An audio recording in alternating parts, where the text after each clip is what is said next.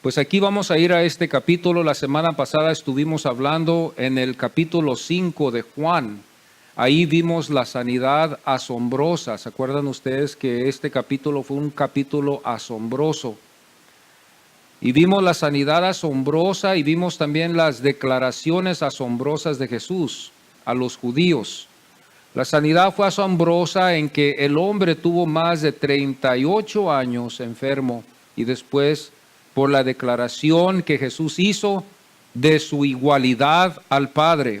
Por eso nosotros creemos en Jesucristo, porque conforme a lo que nos enseñan las Escrituras, las Escrituras dan testimonio de que Jesucristo se declaró Dios. No es otro Dios, no fue un solo hombre, fue un hombre 100% como también fue Dios 100%. ¿Por qué fue Dios 100%?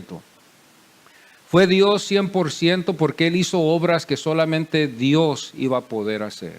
Caminó sobre las aguas, convirtió agua en vino, sanó enfermedades como esta, ¿verdad? Que 38 años estuvo este hombre paralítico sin poder caminarse. La medicina, hermanos, en ese tiempo no estaba avanzada. Los remedios eran muy débiles en ese tiempo y las personas muchas de las veces morían jóvenes porque la medicina no estaba tan avanzada. A veces la gente moría por casos donde nosotros hoy en tiempo lo podemos vencer con una pastilla. Pero en esos tiempos la gente, si no estaba saludable, a veces morían de una edad temprana. Los que llegaban a una edad muy avanzada eran vistos, los admiraba la gente, ¿verdad? Por la fuerza, por el poder que ellos pudieron llegar a años muy avanzados. Pero naturalmente, normalmente lo que se veía era la muerte y la enfermedad en esos tiempos por la escasez de la medicina, las vitaminas y todas las cosas que habían. Por eso ellos dependían de la tierra que les diera la alimentación que ellos necesitaban, porque de ahí es donde ellos podían sacar las vitaminas que necesitaban para sus cuerpos, ¿verdad? Entonces este hombre que estuvo enfermo por 38 años, hermanos, no podía caminar. Estaba ahí, ustedes saben, era como nos enseña la Biblia, estaba ahí este hombre echado en ese lugar esperando en una superstición que había de que un ángel descendía y agitaba el agua, y así al momento que agitaba el agua, el primero que entraba era sanado. Aquí nos damos cuenta, aquí en este caso donde el Señor nos asombra porque sanó a este hombre solamente con una declaración. No le dio una pastilla, ni tampoco hizo otras cosas, sino que el Señor solamente le dio una orden que se levantara, tomara su lecho y siguiera adelante. Esa fue lo único que el Señor le dijo, y ese hombre, Dios en ese momento, en esos segundos, le dio poder para fortalecer su cuerpo, sus piernas, su columna, todo, y se levantó este hombre. Fue el único que el Señor sanó allí en ese caso, en ese día. Habían muchísimos enfermos, pero a este hombre Dios le tuvo misericordia por medio de su Hijo. Y aquí es donde nosotros vemos después, donde el Señor se declara igual a Dios Padre. Por eso nosotros lo adoramos a Jesús, porque Él es Dios, por esa razón. Por esa razón nosotros defendemos esta fe de que Cristo Jesús es lo único que nos puede salvar y llevarnos al cielo, porque Él es Dios. El Antiguo Testamento nos enseña a nosotros, ¿verdad?, que Dios es celoso. A su pueblo le dijo que Él era celoso y que Él no le gustaba que ellos anduvieran detrás de otros dioses. Dios es celoso. A su pueblo le enseñó así, y también en el Nuevo Testamento nos enseña lo mismo. Por eso Jesús aquí es visto como Dios. Juan lo describe no en su nacimiento, sino va más allá a la eternidad, cuando nos enseña en Juan 1:1, en el principio era el verbo y el verbo era con Dios y el verbo era Dios. Entonces nos damos cuenta que esta fue la enseñanza del apóstol Juan. Ahora aquí en este capítulo 6 nos vamos a dar cuenta, hermanos, que de Jerusalén a Tiberias va a ir el Señor y de una fiesta a otra. Vamos a darnos cuenta que aquí hubo una fiesta y hay un poco de controversia, ¿verdad? ¿Cuál fiesta fue? Estaba yo explicándole la vez pasada que si hubiera sido una de las Pascuas, entonces esto iba a añadir un año para ser 4 años los que estuvo el Señor aquí en la tierra con nosotros, cuando en realidad todos creemos que el Señor estuvo en su ministerio por 3 años. Pero si esta fiesta en el capítulo 5 fue una Pascua, entonces eso iba a añadir un año más, entonces iban a ser 4 años y esto iba a cambiar algo aquí. Entonces aquí nos damos cuenta que de este capítulo 5 nos damos cuenta que hubo una fiesta y luego en el capítulo 6 vamos a ver que se acercaba la Pascua.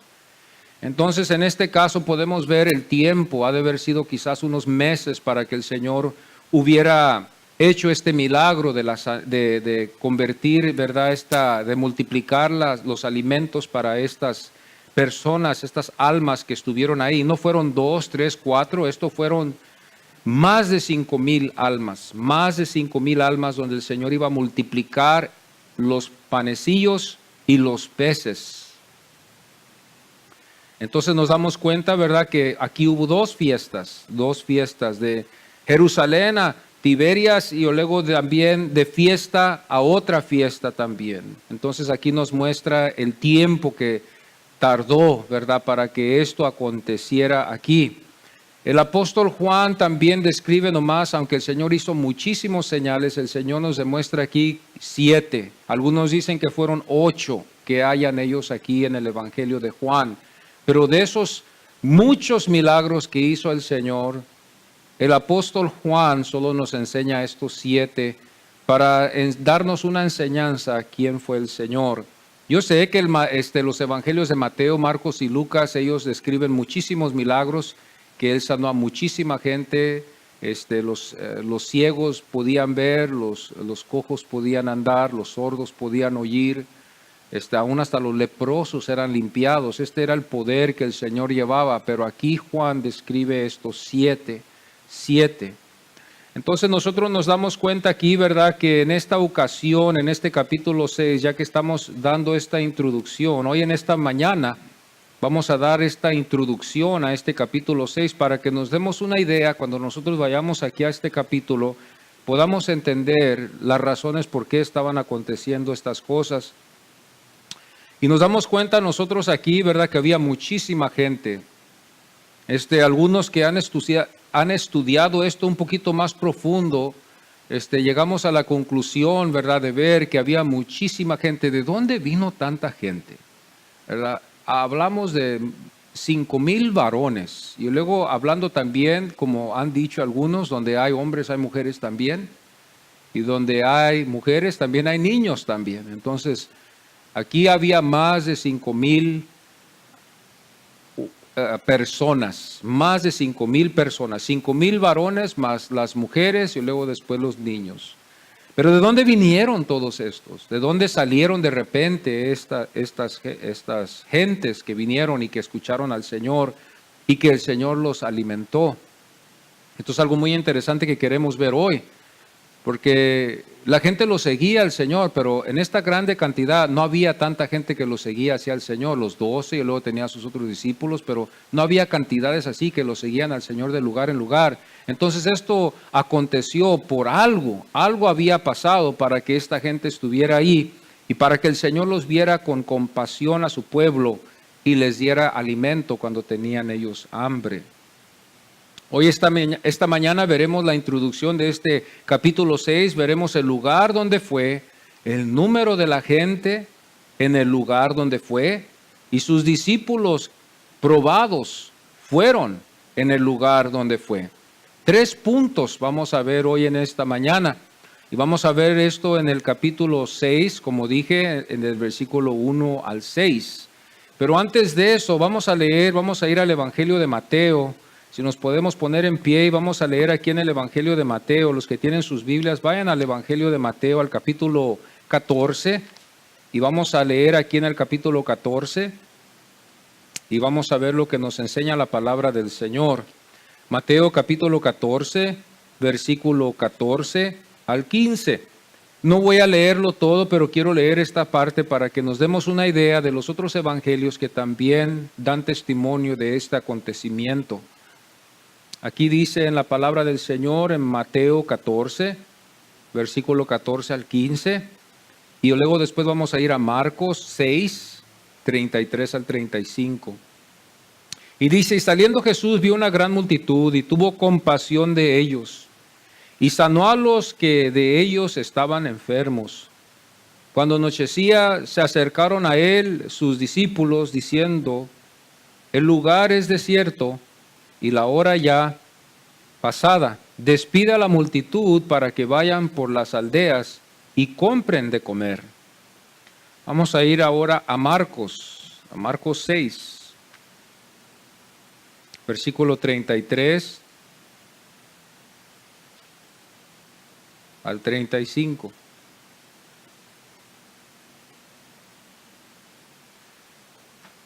Marcos 6, 33 al 35. Pero muchos los vieron ir y le reconocieron. Y muchos fueron allá a pie desde las ciudades y llegaron antes que ellos y se juntaron a él. Y salió Jesús y vio una gran multitud y tuvo compasión de ellos, porque eran como ovejas que no tenían pastor, y comenzó a enseñarles muchas cosas. Y cuando ya era muy avanzada la hora, sus discípulos se acercaron a él diciendo: el lugar es desierto y la hora ya muy avanzada. Vamos a Lucas, al Evangelio de Lucas 9. 11 al 3. Y cuando la gente lo supo, le seguía, y él les recibió, y les hablaba del reino de Dios, y sanaba a los que necesitaban ser curados. Pero el día comenzaba a declinar, y acercándose los 12, le dijeron: despide a la gente para que vayan a las aldeas y campos de alrededor, y se alojen y encuentren alimentos, porque aquí estamos en lugar desierto. Y les dijo: dadle vosotros de comer. Y dijeron ellos: no tenemos más que 5 panes y 2 pescados, a no ser que vayamos nosotros a comprar alimento para toda esta multitud. Ahora Juan, vamos a Juan, donde vamos a estar hoy en esta mañana, Juan 6, 1 al 6. Después de esto Jesús fue al otro lado del mar de Galilea, el de Tiberias, y le seguía gran multitud porque veían las señales que hacía en los enfermos. Entonces subió Jesús a un monte y se sentó ahí con sus discípulos. Y estaba cerca la Pascua, la fiesta de los judíos. Cuando alzó Jesús los ojos y vio que había venido a él gran multitud, dijo a Felipe: ¿de dónde compraremos pan para que coman estos? Pero esto decía para probarle, porque él sabía lo que había de hacer. Amén. Pueden tomar sus asientos, hermanos. El lugar donde fue es lo primero que vamos a ver hoy en esta mañana. Aunque Marcos y Lucas presentan a Jesús primero enseñar y después alimentar, Juan, sin embargo, lo enseña primero alimentar al pueblo. Algunos eruditos, hermanos, llegan a conclusiones cuando los que estudian estos textos un poquito más profundo y van a los manuscritos, llegan ellos a decir que este capítulo 6 debería de haber sido antes del capítulo 5, por la razón de que dice en el versículo 4, y estaba cerca la Pascua, la fiesta de los judíos. Y cuando nosotros vamos al capítulo 5, ellos dicen que la fiesta se acercaba a la que el Señor iba a celebrar, donde dice aquí en el versículo 1, después de estas cosas había una fiesta de los judíos.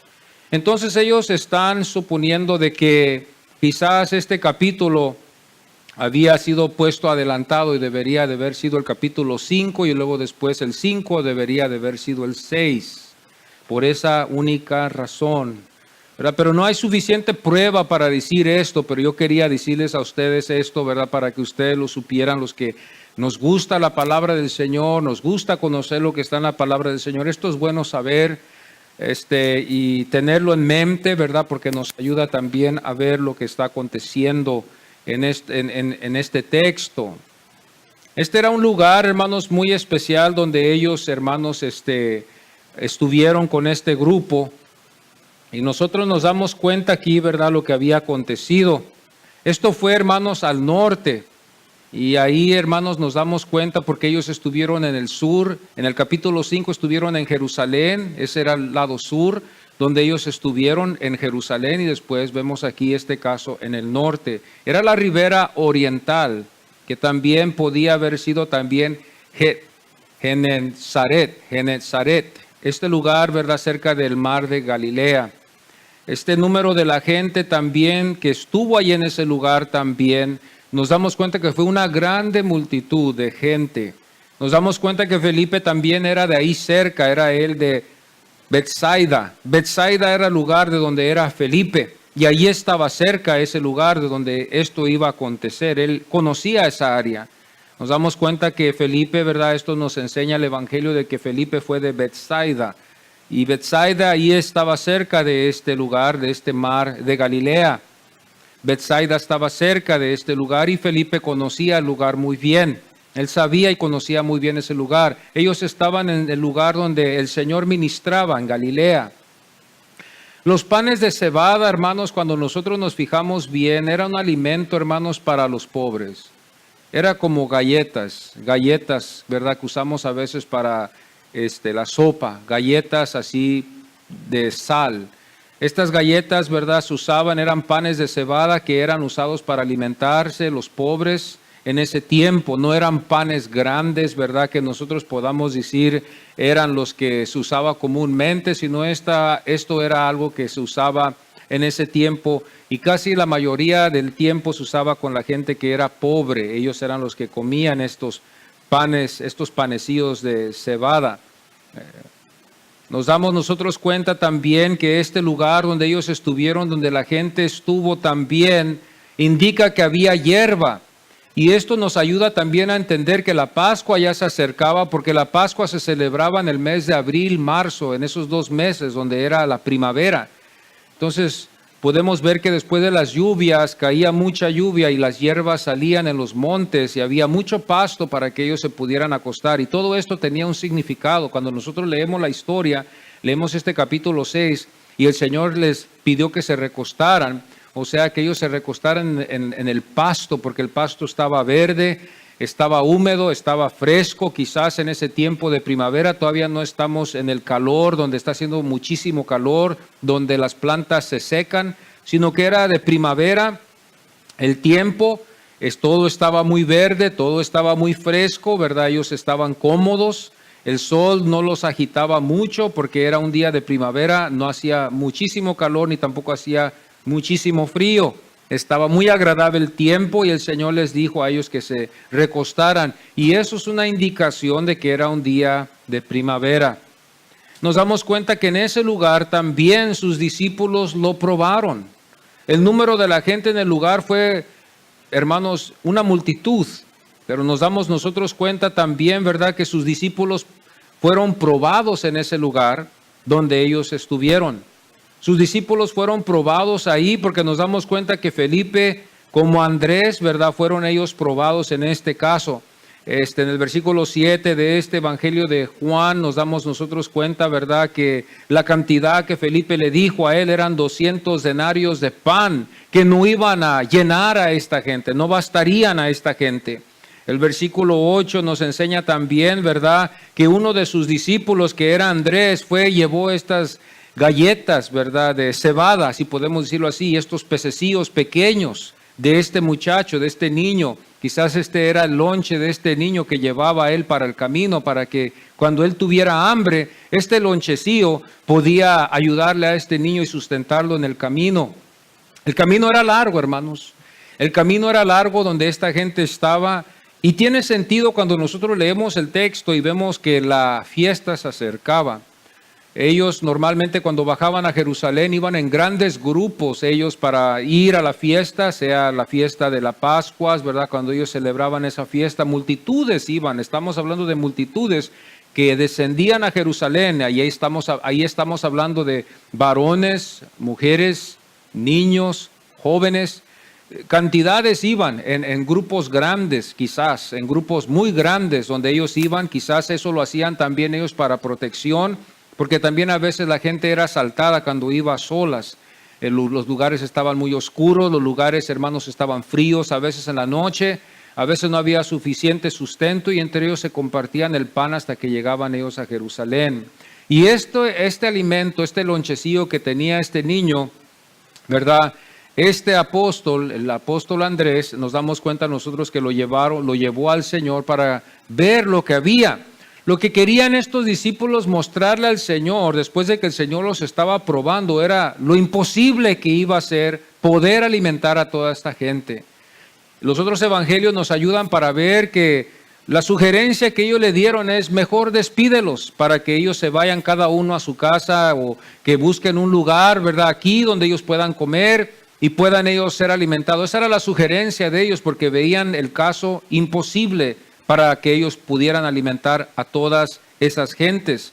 Nos damos cuenta que también el Evangelio de Juan, vemos que el Señor es el que dirige y el Señor es el que prueba a sus discípulos para ver qué respuesta ellos le iban a dar a Él. Y nos damos cuenta nosotros aquí en este caso que era lo único que ellos sabían. Felipe, pues él trató de figurar todo por medio de las calculaciones que él hizo, ¿verdad?, para ver si había suficiente para ellos, que no iba a ser suficiente. Aún Felipe, en lo que él calculó, no iba a ser suficiente para las mujeres, ni tampoco para los niños. Cuando Andrés llevó estos panes de cebada, estos panecillos, y cuando él llevó también esos peces que iban junto con esos panecillos, nos damos cuenta que era muy poco también. Pero ellos quisieron llevar esto para mostrarle al Señor que no había suficiente, que sería mejor que despidiera a él la gente. Nos damos cuenta nosotros a veces cómo nosotros podemos caminar con el Señor, hermanos, y podemos también fallar al mismo tiempo cuando el Señor nos prueba. Cuando el Señor nos prueba, a veces el Señor permite situaciones en nuestras vidas donde nosotros lo único que nos queda es acudir al Señor con un corazón sincero. El Señor conocía a sus discípulos, Él conocía sus corazones, Él era Dios. Ellos habían visto los milagros que el Señor había hecho. Acordémonos bien que en el Evangelio de Juan nos enseña en el capítulo 2, donde el Señor convirtió el agua en vino. Este milagro los dejó impresionados a ellos para seguir siguiéndolo al Señor. Nos damos cuenta también cuando el Señor hizo esta plática con la mujer samaritana, cuando vinieron todos los samaritanos al Señor, ellos también fueron impactados con eso. Cuando nos damos cuenta también en el capítulo 5, cuando Él sanó a este enfermo también, que estaba por 38 años enfermo, nos damos nosotros cuenta que ellos quedaron también impresionados por el poder que fluía del Señor. Y después no tan solo eso, en el capítulo 5 también Él se declara Dios. Pero aquí en este caso, aquí nos damos cuenta, en este capítulo 6, de que ellos, hermanos, no tuvieron la suficiente confianza en el Señor para haberle dicho: Señor, haz un milagro para que todos comamos aquí. Nos damos cuenta que ellos no dijeron eso, siendo aún discípulos, ellos fallaron. Fallaron, ¿por qué? Porque no confiaron en el Señor suficiente para ver contestado en la forma correcta que ellos deberían de verlo hecho. Mateo 14:15 dice: se acercaron y les dijo: despídelos, que vayan a comprar comida. Marcos 6:35 también dice: sus discípulos se acercaron a Él. Y lo que ellos le sugirieron a Él en el versículo 36 es: despídelos. Lucas 9:12 dice: acercándose los 12 le dijeron: despide a la gente para que ellos vayan a los campos a comprar comida, porque aquí no vamos a tener. Fue una grande multitud lo que estamos viendo aquí, fue una grande multitud, fue visto imposible de darles de comer, fue visto mejor despedirlos. Aquí es donde ellos fallaron, porque Jesús estaba allí, Jesús había obrado en sus vidas, Jesús había hecho milagros, había hecho señales, Jesús había dejado estas impresiones en los corazones de ellos para que cuando viniera la prueba, nosotros como cristianos podamos confiar de que el Señor nos va a ayudar y podamos tener esa paz que sigue con esa confianza, ¿verdad? Cuando vienen y surgen los problemas, al principio Dios se revela de una manera tan grande en nuestras vidas, mostrándonos que Él está. Surgen muchas cosas en nuestras vidas que el Señor se manifiesta en nuestras vidas donde podemos confiar que Él está con nosotros. Y eso nos sirve a nosotros para toda la vida, confiar de que el Señor está con nosotros. Nos da la confianza y la seguridad de que el Señor no nos va a fallar. Pero como humanos, aquí ellos fallaron y a veces nosotros como humanos le fallamos al Señor, aunque el Señor nos ha sacado de muchísimos apuros le hemos fallado. El mundo le ha fallado al Señor en confiar y en creer en Él como debemos de creer en Él. La respuesta correcta que ellos deberían de haber dado al Señor hubiera sido, pues Señor, haz un milagro. Así como convertiste el agua en vino, pues multiplícalo para todos estos que tú ves que están aquí. El Señor se hubiera quedado impresionado por la fe que ellos hubieran tenido, pero el Señor no se impresionó aquí. Aquí no vemos ninguna impresión de gusto en el Señor para que Él hubiera dicho, oh, ustedes están aprendiendo. Al contrario, no dijo Él eso. Fue visto así por ellos, los discípulos. Ellos fallaron en confiar en Jesús. Ellos fallaron en confiar en Jesús, en confiar en lo que Él podía haber hecho. Él convirtió el agua en vino. Él sanó al enfermo que estaba en el estanque de Betesda. Este fue el lugar donde esto aconteció. Este era el número de la gente donde aconteció. Y sus discípulos es donde fueron ellos probados. El versículo 1 de este capítulo 6 dice, después de esto Jesús fue al otro lado del mar de Galilea. Como ustedes saben, en la Biblia nos enseña que Israel tuvo dos mares. Uno de ellos fue este fue el mar de Galilea que estuvo al norte. Cuando nosotros vamos a los mapas de la Biblia nos enseña estos dos mares. Este era el mar de Galilea donde el Señor obró muchos milagros. Aquí es donde nosotros nos damos cuenta que el Señor tocó a mucha gente allí, mucha gente fue impactada. Pero esa gente superficialmente estaban siguiendo al Señor. No fue una fe genuina. Y decimos esto por la razón de que cuando el Señor fue crucificado, nadie estuvo ahí para defender este caso. Aunque fue el propósito y el plan de Dios de que el Señor muriera en la cruz, no vemos ninguna evidencia de que ellos hayan hablado en contra de esa crucifixión. Nos damos cuenta de que al contrario, gritaban, crucifícalo, crucifíquenlo. Entonces esa fe era que superficial. La obra en el corazón de ellos no había sido hecha completamente como el Señor quería. Ya después que el Señor ascendió al cielo y los apóstoles fueron a Jerusalén a predicar la palabra del Señor después del derramamiento del Espíritu Santo, entonces ellos fueron movidos por el Espíritu Santo a arrepentirse porque ellos habían pecado. Pero aquí nos damos cuenta que este era uno de los mares, Galilea. Había otro mar, el mar Salado, que también nos damos cuenta que estaba hacia el sur. Este era el otro mar que había también cerca de Jerusalén. No muy cerca, pero estaba más cerca que el otro mar. Y nos damos cuenta nosotros ahí que era un mar muy salado, muy salado. El versículo 1 dice, Tiberias, este lugar, Tiberias, fue una ciudad sobre la costa del mar de Galilea. Este era un lugar donde Herodes así lo llamó por la razón del emperador de Roma. Nos damos cuenta nosotros que ese fue el nombre que le dio en la Biblia. Nos damos cuenta nosotros que ese fue el nombre que le dio Herodes el Grande por la razón del emperador de Roma. Era un romano.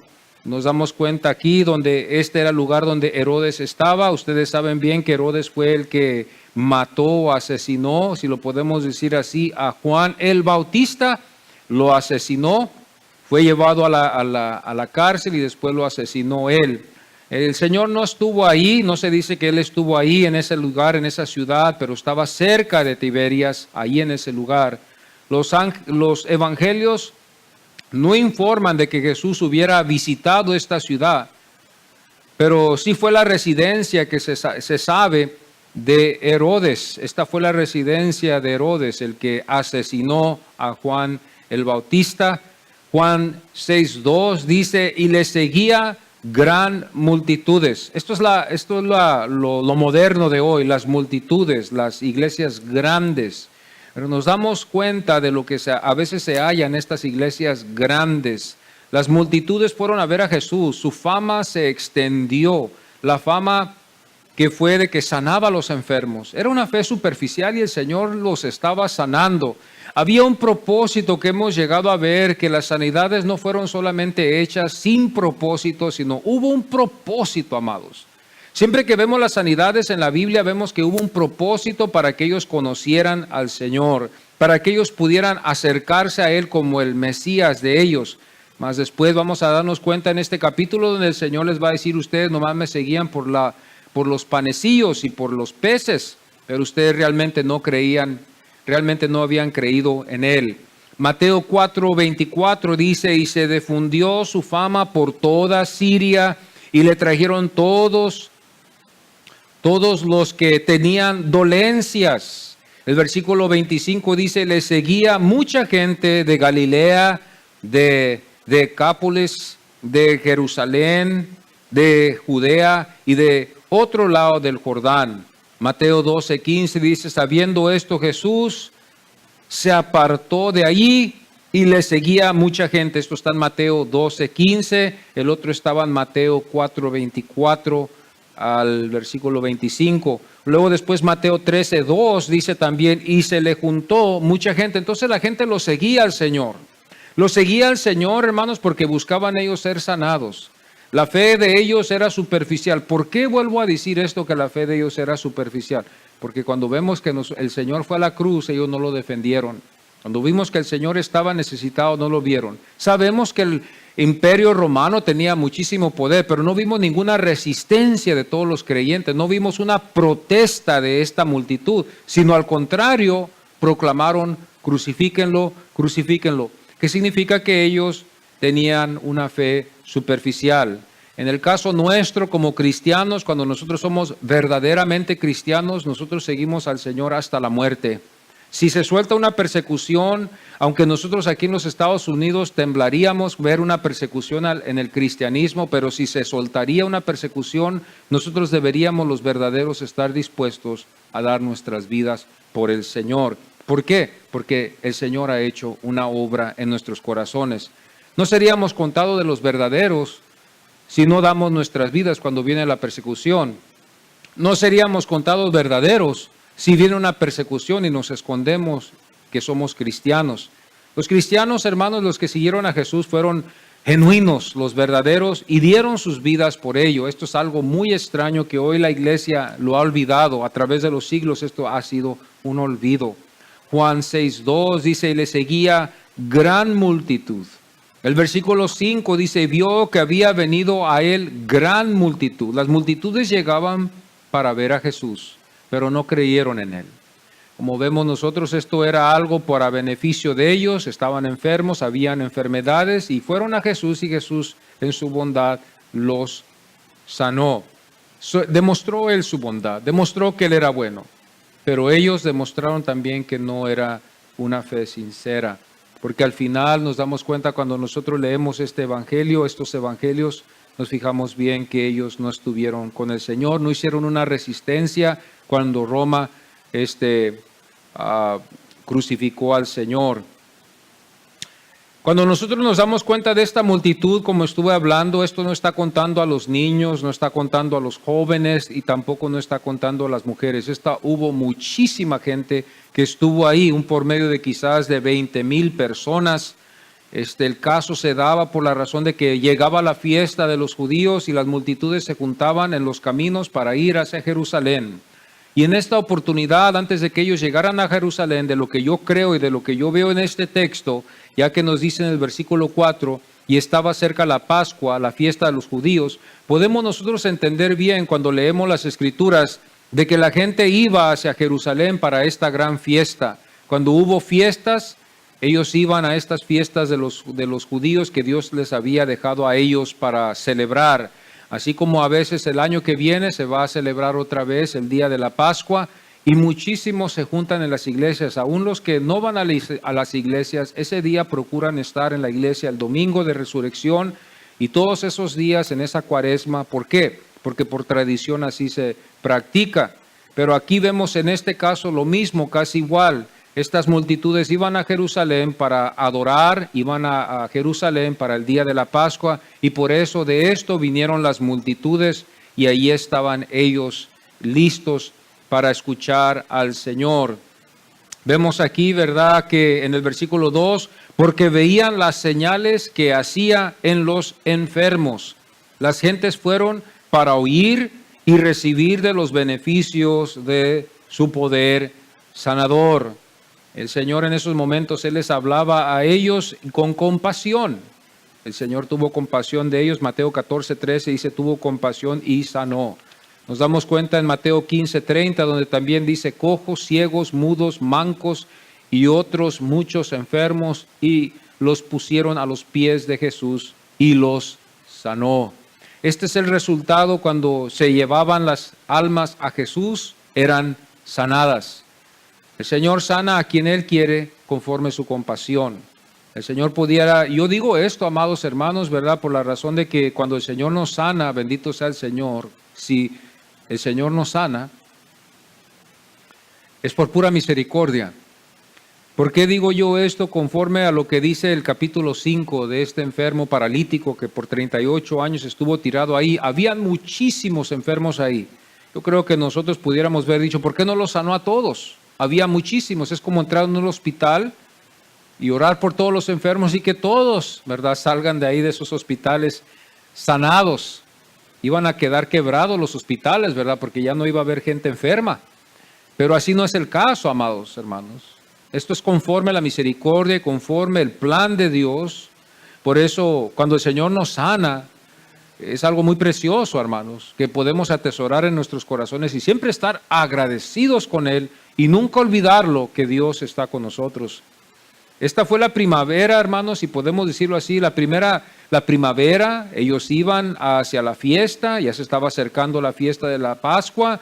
Ellos estaban allí, pasando por ahí, vieron a Jesús. Yo creo que ellos, cuando escucharon que estaba el Señor allí, empezaron las sanidades a acontecer. El Señor empezó a sanar estos enfermos que Él traía, los cojos, los ciegos, los mudos, los mancos. Mucha clase de enfermedades había. El Señor echó fuera demonios. El Señor era, hermanos, Dios estaba ahí con ellos. Dios estaba ahí con ellos manifestando su gran poder. Ahí todos los resultados eran 100% positivos con el Señor. Por eso nosotros llegamos a la conclusión de que estos discípulos fallaron. ¿Por qué fallaron? Porque ellos habían visto estos milagros, pero aún así, vamos a ver más después en este capítulo, que pues ellos estaban pidiendo que el Señor mejor los despidiera.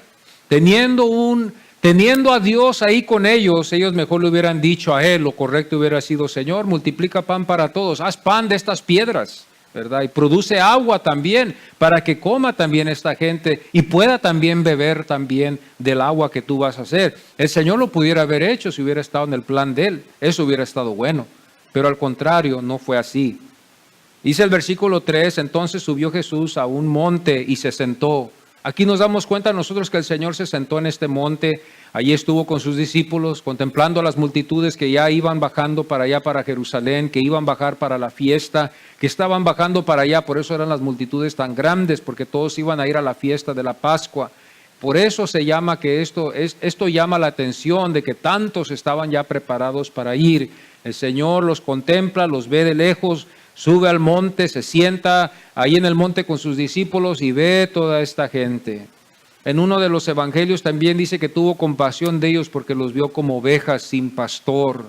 A muchos de ellos sí los vio con mucha compasión, los vio con mucha tristeza. El Señor veía la condición del hombre como hoy la ve la condición del hombre y el Señor demostró su compasión. Jesús, después de subir, se sentó a ver la multitud. Jesús tuvo siempre compasión y siempre hubo una enseñanza también. En cada ocasión el Señor les demuestra una enseñanza. Si queremos entender esto bien, nos vamos a dar cuenta, hermanos, que en este capítulo el Señor va a multiplicar esos panecillos, los peces, y después el Señor nos vamos a dar cuenta que este grupo lo va a seguir a él, al Señor, en el camino lo van a seguir.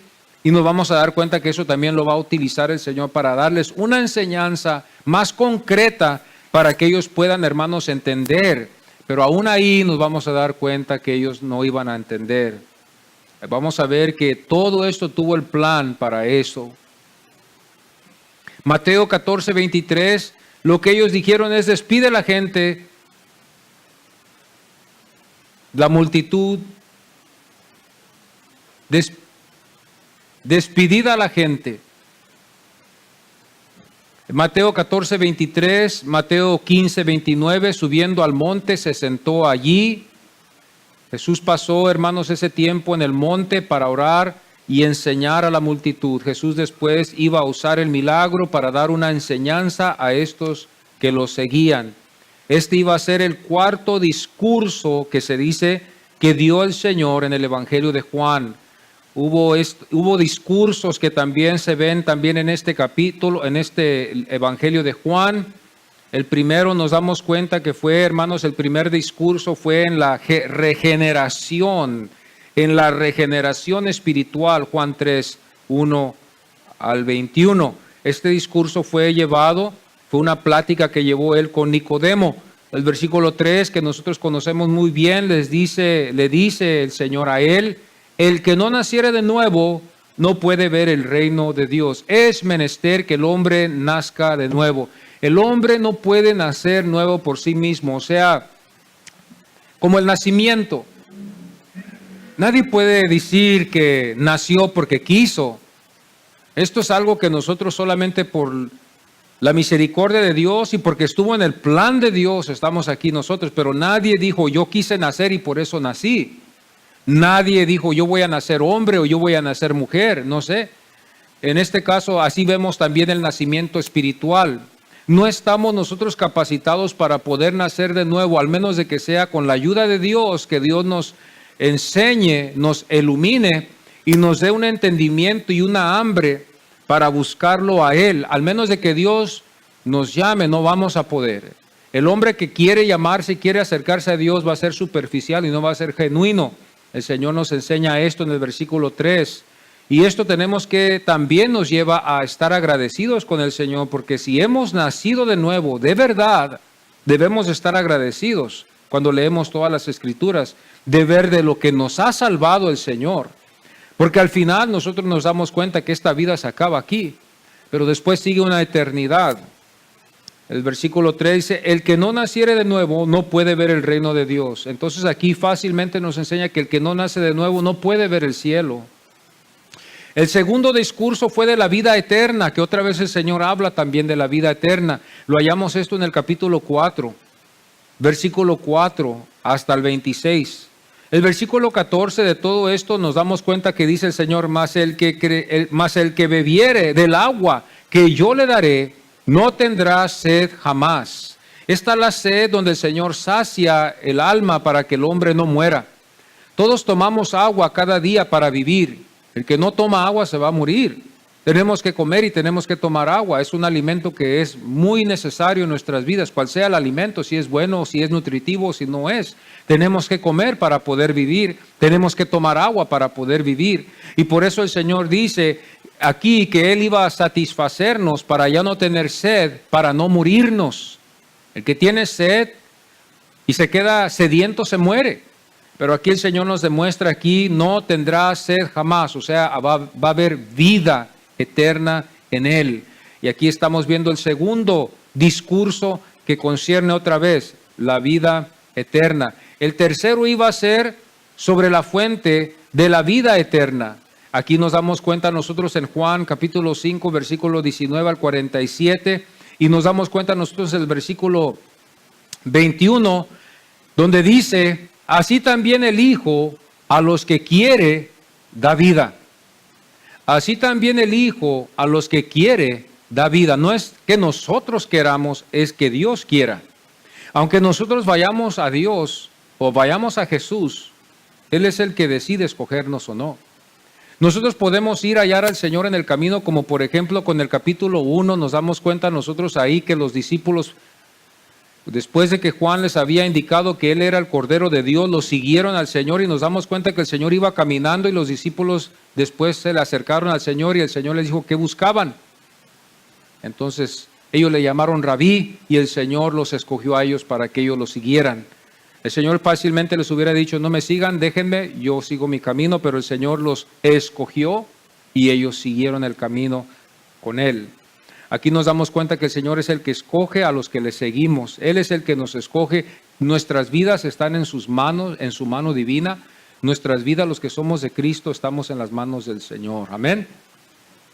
Juan 6:3 dice: y se sentó allí con sus discípulos. Entonces estuvimos viendo estos discursos que el Señor tuvo concediendo la vida eterna. Nos dimos cuenta de esto y nos damos cuenta aquí que se sentó aquí con sus discípulos y vio a la gente. Vio a la gente así como también vio a la gente también en Juan 4:35, donde nos enseña: alzad vuestros ojos Y mirad los campos, porque ya están blancos para la siega. Marcos 6:34 dice, y salió Jesús y vio, y eran como ovejas que no tenían pastor, y comenzó a enseñarles. Esta es la compasión que Jesús siente por las almas que no tienen pastor, que van en el mundo caminando como un pastor, que van caminando como ovejas. El Señor ve a estas ovejas necesitadas de su dirección, de su guianza, hermanos, de que están vulnerables, de que venga un lobo rapaz y se las coma. Aquí Marcos 6:34 dice, y salió Jesús y vio, eran como ovejas que no tenían pastor, y comenzó a enseñarles. Nos damos cuenta que esta es la necesidad del hombre que no tiene a Dios en su corazón. Jesús miró y tuvo compasión de ellos, sin pastor anduvo su pueblo. Cuando el Señor, antes de que hubiera venido, ellos no tenían pastor, pero cuando llegó Jesús, ellos tuvieron el pastor, el Hijo de Dios, que es Jesucristo. Marcos 8:2 dice, ya hace 3 días que están conmigo y no tienen que comer. Nos da el Evangelio de Marcos los días, fueron 3 que estaban ellos con él. La gente anduvo con Jesús por más de 3 días, tenían hambre, estaban ellos con el Señor, y pues aquí estaba la oportunidad donde el Señor les dio de comer. Una de las cosas que le dice también en este Evangelio de Marcos 8, versículo 3, dice, y si los enviare en ayunas a sus casas, se desmayarán en el camino. El Señor no quiso hacer eso. El Señor no quiso que se fueran en ayunas. El Señor los quería alimentar a su pueblo, a las ovejas que Él vio. La gente vino a Jesús de diferentes lugares de allá de Galilea, de Galilea, porque iban hacia abajo, allá hacia Jerusalén. Venían de diferentes lugares. Fueron a Jesús, eran sanados, eran restaurados. Aquí es donde el Señor empezó a levantar la fama. Aquí es donde el Señor empezó a levantar la fama, porque cuando descendieron ellos a Jerusalén, ya conocían bien quién Él era. Entonces, cuando Él empezó a dar sus discursos en Jerusalén, nos damos cuenta que ellos no tenían ninguna razón por qué dudar del Señor. Ya habían visto ellos los milagros allá en Galilea, venían con el Señor, con ese plan de ir a la Pascua, y cada vez que el Señor iba y tenía estos discursos con ellos, no había ignorancia para que ellos hubieran dicho, pues, ¿quién es este hombre? Acuérdense bien que en el capítulo 2 nos enseña la Biblia que ellos no lo conocían muy bien, pero que Él sí conocía el corazón de ellos y que no les fiaba, no les tenía mucha confianza de acercarse a ellos al principio. Ellos no lo conocían. El Señor apenas estaba empezando en su ministerio y estaba levantando esta fama. El Señor estaba haciendo milagros. El Señor estaba sanando a los enfermos. Y el pueblo no tuvo ninguna razón por qué dudar.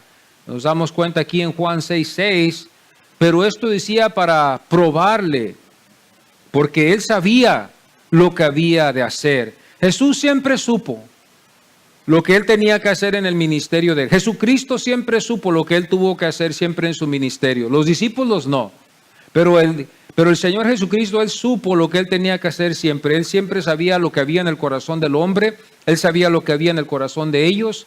Aún vamos a darnos cuenta también en este capítulo que el Señor habla de 12, pero que uno es el diablo, que uno lo iba a traicionar. El Señor ya sabía, ya antes aún de que hubiera dado Él el anuncio de que Él iba a morir en la cruz, Él ya sabía que uno de ellos lo iba a engañar. Esto era lo que Jesús sabía de lo que había en el corazón de cada uno de ellos. Él conocía el corazón de cada uno de ellos. Así como hoy en esta mañana el Señor conoce nuestro corazón.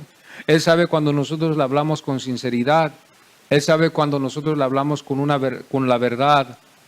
Hermanos, a veces estos casos, cuando nosotros leemos las Escrituras y somos cristianos y le servimos al Señor, nos vamos a sentir mal. Nos vamos a sentir pecadores, nos vamos a sentir como que no merecemos lo que el Señor nos ha dado, porque vamos a ver lo que somos nosotros. Nos damos cuenta que el Señor ahí se demuestra misericordioso. Cuando nosotros leemos las Escrituras no va a haber gozo ni alegría, ni nos vamos a sentir, oh, mira qué tan dichoso yo soy. Eso es lo contrario de todo eso. Porque cuando nosotros vemos la condición del hombre y vemos también cómo Dios es de misericordioso y de grande, lo único que queda es de darle la gloria y la honra a Él y tenerle reverencia al Señor como Dios. Juan 6:6 entonces nos enseña esto, porque Felipe le dijo, ¿de dónde compraremos pan? ¿De dónde? ¿De dónde iba a ser el lugar? Íbamos a tener que usar ciertos dinarios, tanta cantidad de dinarios para poder alimentar a toda esta gente. El Señor estaba probando a su discípulo. El Señor nos prueba a nosotros cada día, siempre nos está probando. Cuando caminamos nosotros con el Señor nos está probando. Dios probó también a Abraham. Cuando nos damos cuenta también en Génesis 22:1, la Biblia dice que probó Dios a Abraham. Dios probó a este patriarca. Dios probó a su pueblo también después. Nos damos cuenta en Deuteronomio 8:2. Ahí nos enseña que el Señor probó a su pueblo para saber lo que había en su corazón. Deuteronomio 8:2. Porque el Señor los había sustentado. Acuérdense cuando nosotros nos damos cuenta en la historia que el Señor encaminó a este pueblo por 40 años, pero en ese tiempo, el Señor estaba proveyendo para ellos, los sacó con poder, los alimentó en el desierto, los protegió del peligro que había en el desierto, mas ellos dudaron del Señor. Dios es espíritu y los que le adoran le deben de adorar en espíritu y en verdad. No lo vieron, era un espíritu. Era como este canto que cantamos nosotros a veces, que tan cierto como el aire que se respira, ¿verdad? Dios está aquí como el aire que respiramos. Dios es soberano. Aquí en este caso no hubo excusa con el Señor porque ya lo habían visto. Deuteronomio 13:3 también dice: no darás oído a las palabras de tal profeta. Jehová vuestro Dios os está probando para saber si amáis a Jehová. Aquí hay una advertencia de no escuchar a todo profeta. Aquí hay una advertencia que también la iglesia debe de tener cuidado. Es una advertencia que el Señor le deja a su pueblo a no escuchar a todo profeta, porque me imagino que muchos se querían levantar y hablar y querían ellos dar también su manera de pensar. Pero aquí el Señor dice: no a todos vamos a escuchar. Tenemos que tener mucho cuidado. ¿Sería este el caso porque ellos no creyeron en el Señor? Este no fue el caso. Ellos nomás no creyeron en el Señor, no tuvieron suficiente fe. No fue por la precaución que está en Deuteronomio 13:3, donde el Señor les enseña por medio de Moisés. Moisés les dice que no le den oído a todos, que tengan mucho cuidado. Hoy en estos días también esta precaución debe de seguir, ya que tenemos muchísimos profetas que están predicando. Hay muchos que están predicando. Muchísimos, tenemos que tener muchísimo cuidado a quién estamos escuchando. Tenemos que basarnos en lo que dicen las Escrituras, porque estamos viviendo en tiempos muy difíciles, donde la palabra del Señor es escasa.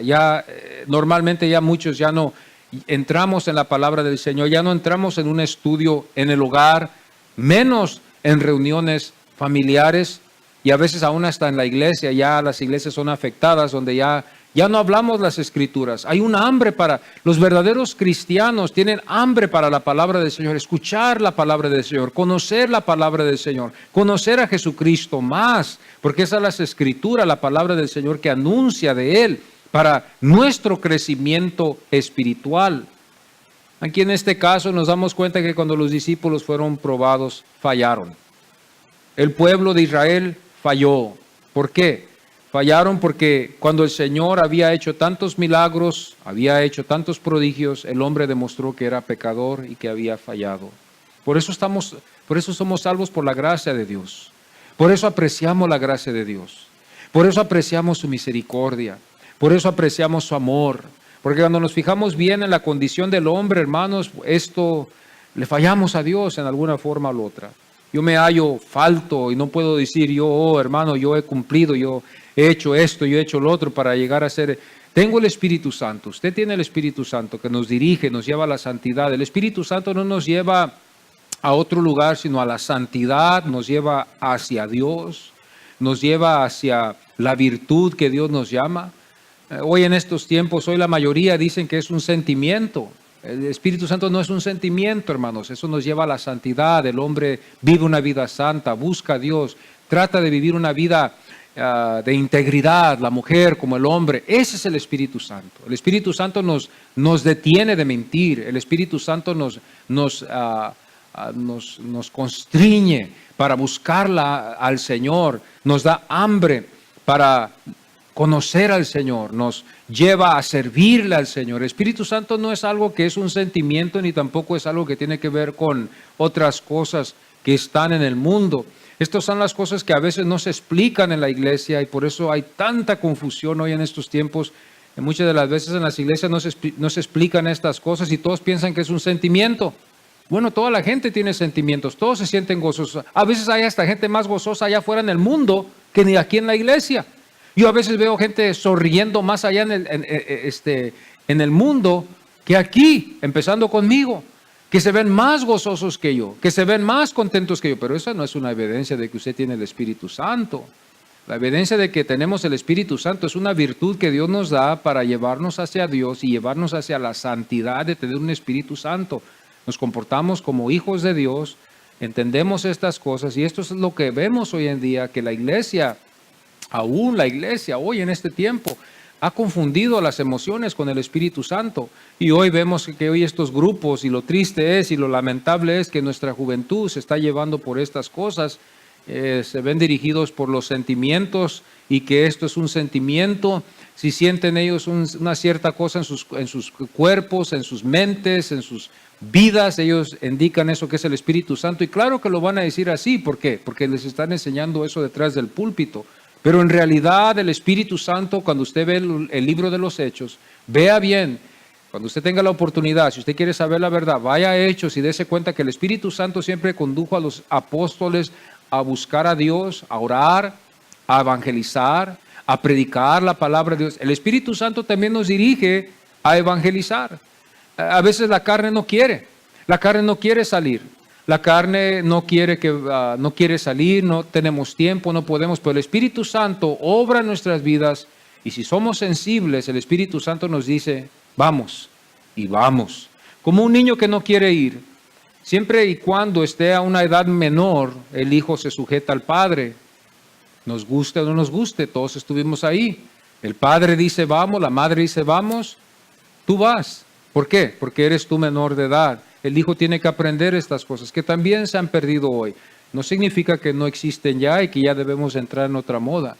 Porque el mundo, hermanos amados, el mundo está dictando otras cosas y la iglesia lo está absorbiendo.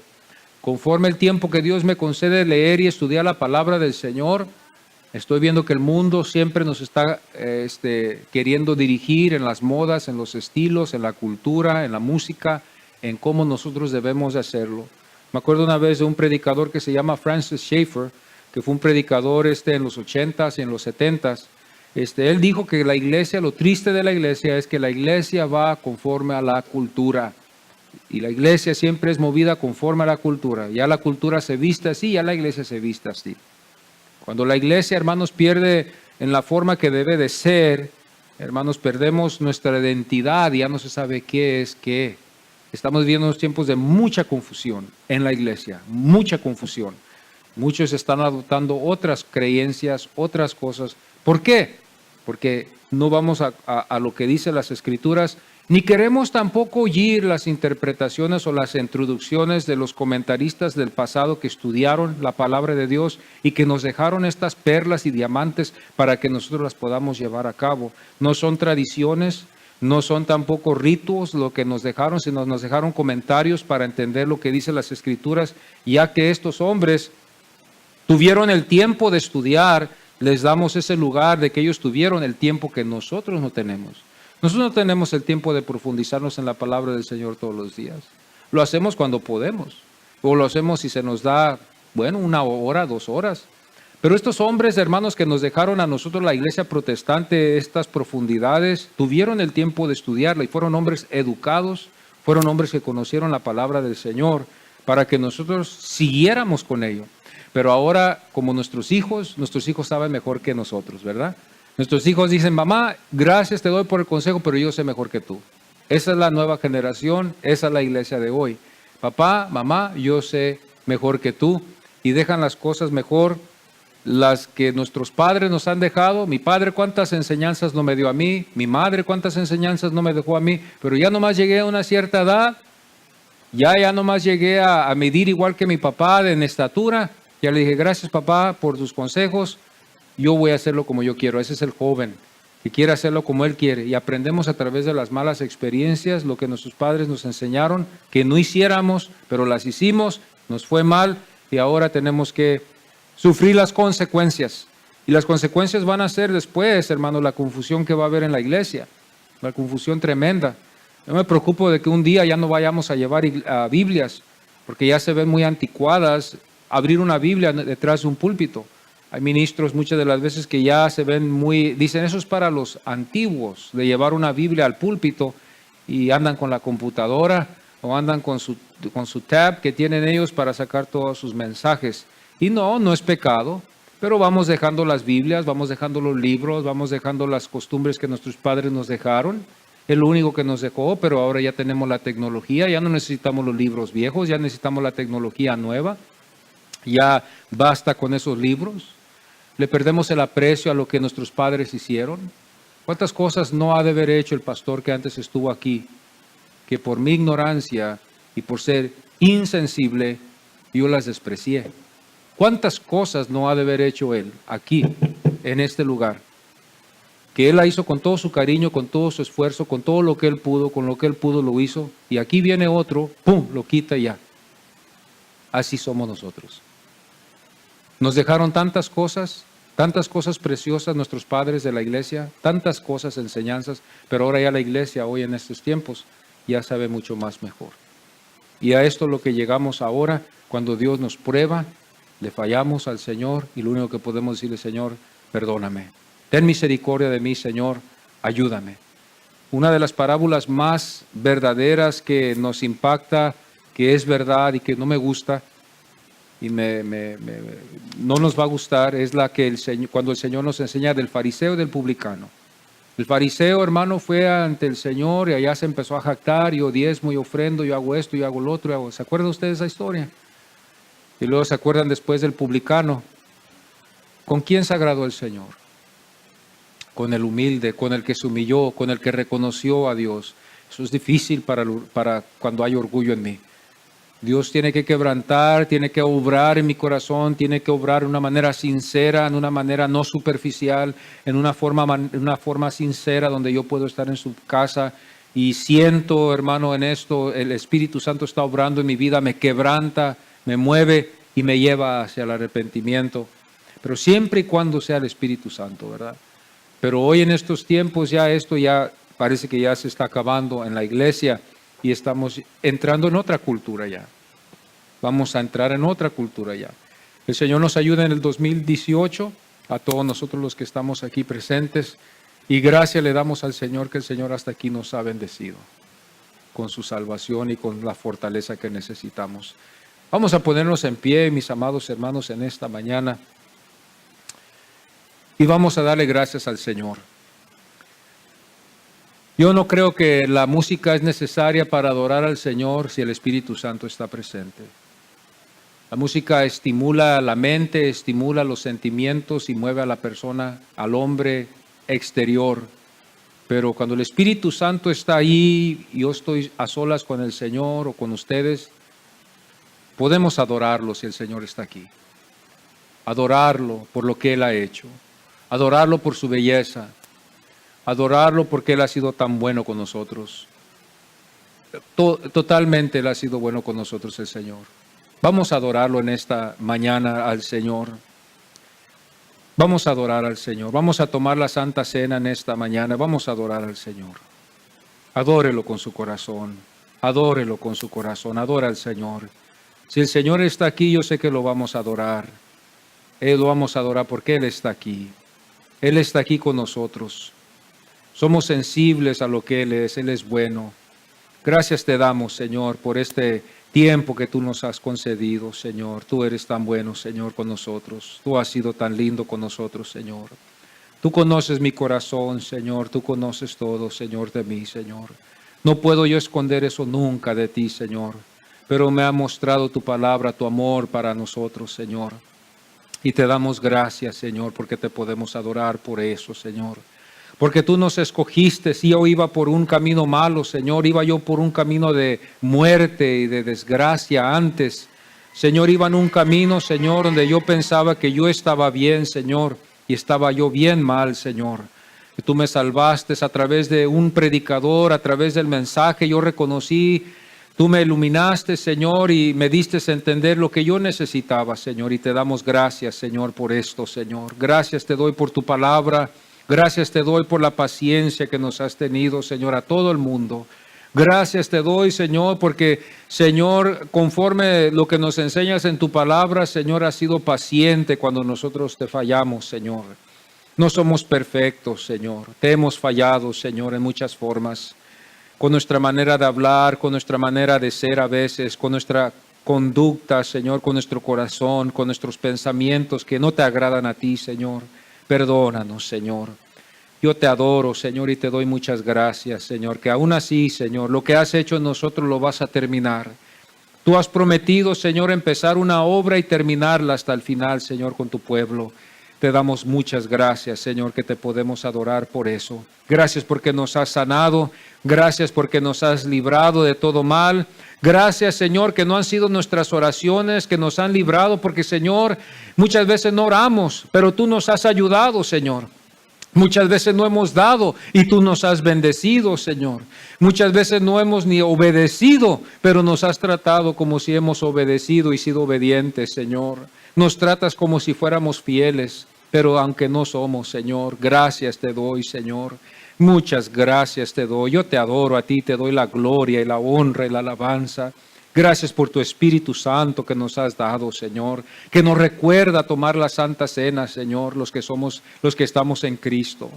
Gracias que podemos acordar que no estamos aquí por nosotros mismos, sino que estamos aquí porque tú muriste en la cruz y resucitaste en el tercer día y ascendiste al cielo después de 40 días, Señor, cuando estuviste con tus apóstoles, Señor. Gracias que ellos vieron que tú ascendiste al cielo, Señor, y así como ascendiste, vas a regresar otra vez un día también para, Señor, hacer juicio para los que no quisieron, Señor. Pero, Señor, para los que quisimos, Señor, vida eterna y paz y gozo y alegría, Señor, contigo, Señor, en ti, Señor, para siempre.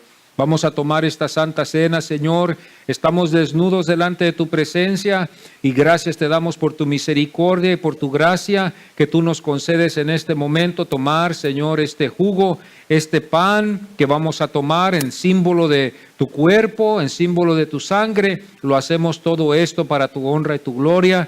Lo hacemos, Señor, no olvidando que tú nos has salvado con tu sangre, Señor, y tu vida.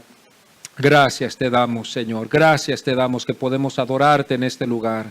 Gracias te damos por los que hemos llegado hoy, que cumplimos esta promesa, Padre. Gracias por la ayuda del Espíritu Santo, Señor. Gracias, Padre. Gracias te damos a ti, Señor. En el nombre del Señor Jesucristo, gracias, Padre. Gracias, Señor. Gracias, Padre Santo.